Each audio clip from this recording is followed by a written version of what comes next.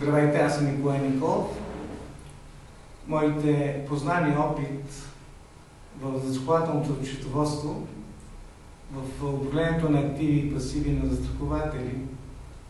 в разработването на сметкоплан, счетоводна политика или политика за управление на риска на застрахователна компания,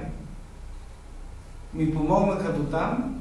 че организаторите от Китов център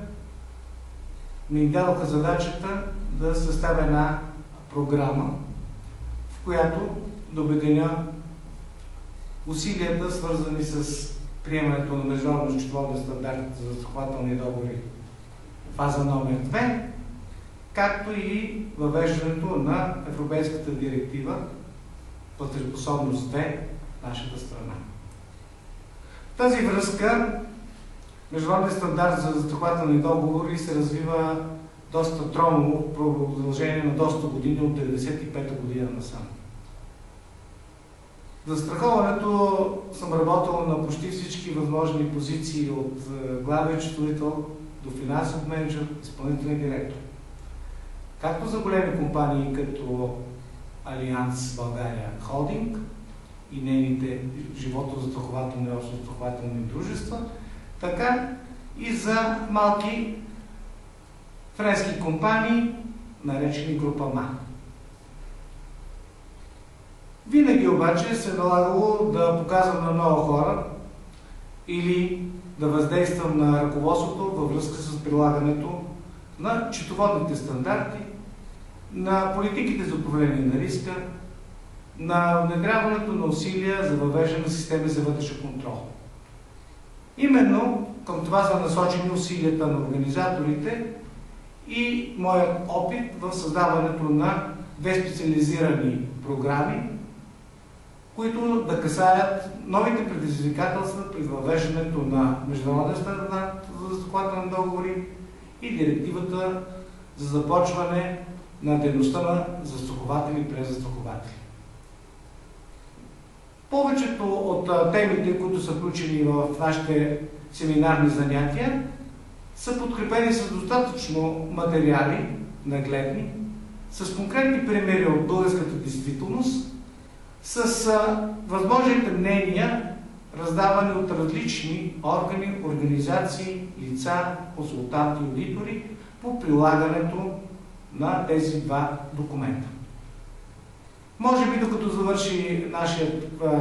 поток от курса за застрахователно счетоводство или свързаният с международния счетоводен стандарт номер 4, фаза 2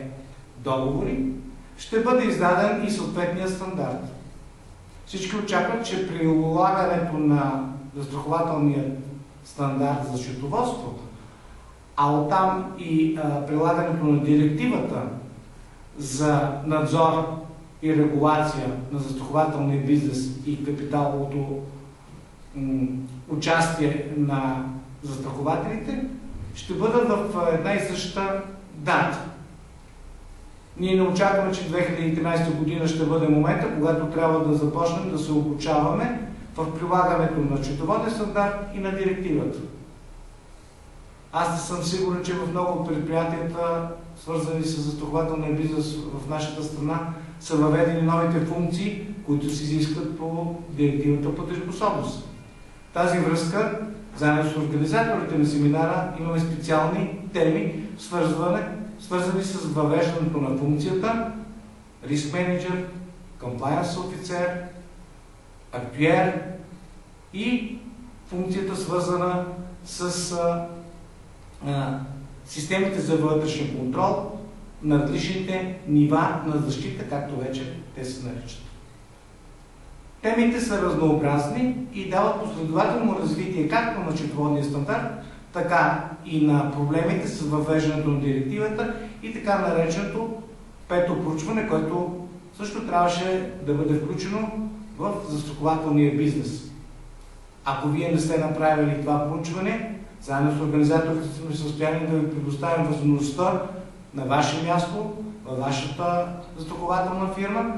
да бъде предоставена възможността да се създават съответните таблици, шитове, диаграми, свързани с такова проучване. Това проучване ще бъде обект и на една от нашите теми в семинарите, свързани с платежоспособност 2. Ние ще разиграем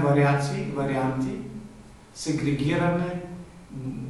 разположение на рискове и така нататък, свързани с съответния вид на животозастрахователната дейност, извършвана